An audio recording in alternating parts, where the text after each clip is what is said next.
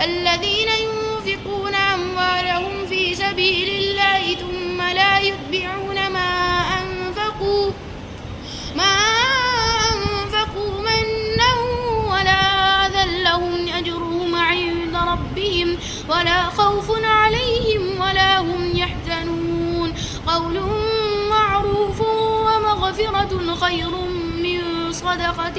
يتبعها أذى والله غني حليم. يا أيها الذين آمنوا لا تبطلوا صدقاتكم بالمن والأذى